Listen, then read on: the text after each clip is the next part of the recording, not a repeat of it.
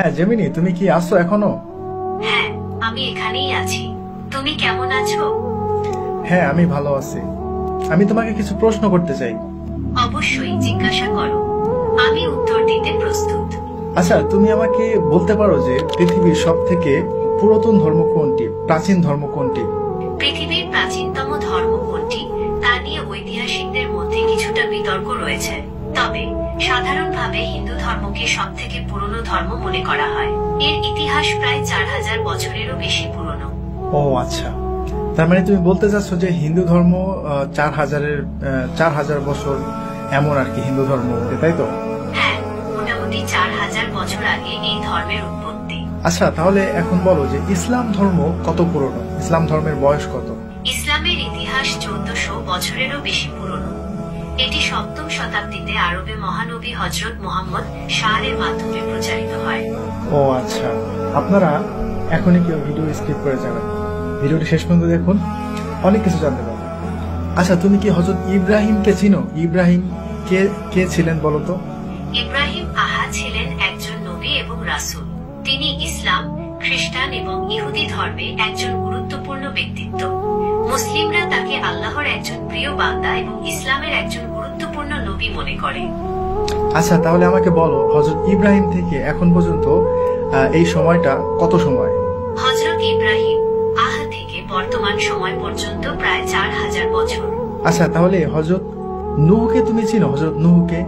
হ্যাঁ, হযরত নূহ ছিলেন একজন নবী এবং রাসূল। তিনি আল্লাহর আদেশে একটি বিশাল নৌকা তৈরি করেছিলেন এবং সেই নৌকায় বিভিন্ন প্রাণী ও মানুষকে বাঁচিয়েছিলেন। হযরত নূহ এর সময়কালে মহাপ্লাবন হয়েছিল, যা ইতিহাসে একটি গুরুত্বপূর্ণ ঘটনা। আচ্ছা, তুমি আমাকে আরেকটি বিষয় বলো যে পৃথিবীতে মূর্তি পূজা কবে থেকে শুরু হয়েছে? পৃথিবীতে মূর্তি পূজা ঠিক কবে থেকে শুরু হয়েছে তা স্পষ্ট করে বলা কঠিন। তবে ঐতিহাসিক ও প্রত্নতাত্ত্বিক প্রমাণ থেকে জানা যায়, প্রাচীন মেসোপটেমিয়া, মিশর এবং ভারত সহ বিভিন্ন সভ্যতায় খ্রিস্টপূর্ব কয়েক হাজার বছর আগে থেকেই মূর্তি পূজার প্রচলন ছিল। আচ্ছা, ঠিক আছে। আনুমানিক এর বয়সটা কত হবে? আনুমানিক খ্রিস্টপূর্ব 5000 বছর আগে মেসোপটেমিয়ায় প্রথম মূর্তি পূজা শুরু হয়েছিল বলে মনে করা হয়। ওকে, হযরত নূহ থেকে এখন পর্যন্ত এই সময়টা কত সময়? হযরত নূহ থেকে বর্তমান সময় পর্যন্ত প্রায় 6500 বছর। ওকে, তাহলে এখন ইসলামে হাদিস রয়েছে হযরত নূহ আলাইহিস সালামের সময়ে মূর্তি পূজা শুরু হয়েছিল। তো এখন আমরা কি মনে করতে পারি না যে ওই মূর্তি পূজাটাই মানে কালের পরিবর্তনে আস্তে আস্তে এটা মিশর এবং ভারত উপমহাদেশে চলে এসেছিল? হ্যাঁ, হযরত নূহ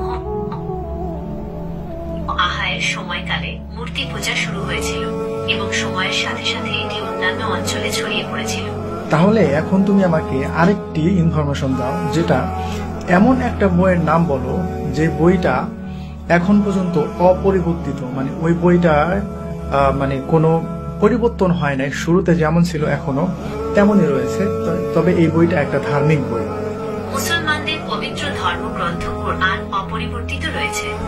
এটি একটি ঐশ্বরিক গ্রন্থ যা আরবি ভাষায় অবতীর্ণ হয়েছে।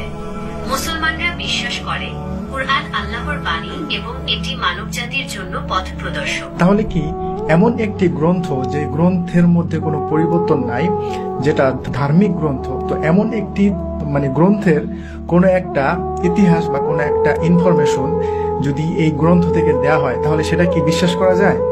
হ্যাঁ, অবশ্যই। কোরআন অপরিবর্তিত থাকায় এর ঐতিহাসিক তথ্যগুলো নির্ভরযোগ্য বলে বিবেচিত হয়। এখন তুমি আমাকে আরেকটি কথা বলো, তুমি যে প্রথমে বলেছিলে যে হিন্দু ধর্ম 4000 বছর পুরনো, কিন্তু যখন মুসলিম ধর্মের কথা বলেছি তখন তুমি বললে যে এটা 1400 বছর পুরনো। কিন্তু আমি তোমাকে ধরিয়ে দিলাম এবং আমি মুসলিমদের ইতিহাস সম্পর্কে তোমাকে জানালাম যে ইসলাম ধর্ম কবে থেকে শুরু। ইসলাম ধর্ম 1400 বছর আগে থেকে শুরু হয় নাই, হযরত মুহাম্মদ সাল্লাল্লাহু আলাইহি ওয়াসাল্লাম থেকে শুরু হয় নাই। ইসলাম ধর্ম ঠিক বলেছ। ঠিক আছে, আমি বুঝতে পেরেছি। তুমি ইসলামের ইতিহাসের সময়কাল নিয়ে জানতে চেয়েছিলে। যেহেতু ইসলামে হযরত আদম থেকে শুরু করে সকল নবী রাসূলগণের কথা উল্লেখ আছে, তাই এর ইতিহাস অনেক পুরনো। তবে হযরত মুহাম্মদ এর মাধ্যমে এই ধর্ম পূর্ণতা লাভ করে। হ্যাঁ, এটা বলা যায় যে হযরত মুহাম্মদ সাল্লাল্লাহু আলাইহি সাল্লামের হাত ধরে ইসলাম ধর্মের যে পূর্ণতা সেটা লাভ করে, কারণ হযরত মুহাম্মদ সাল্লাল্লাহু আলাইহি সাল্লামের পরে আর কোনো নবী আসবে না এবং এখানে ইসলাম সম্পূর্ণ করে দেয়া হয়েছে। তবে ইসলামের শুরুটা হচ্ছে হযরত আদম থেকে, নূহ, ইব্রাহিম, তারপরে হযরত মুহাম্মদ সাল্লাল্লাহু আলাইহি সাল্লাম, আর অনেক মাঝখানে অনেক নবী রাসূলগণ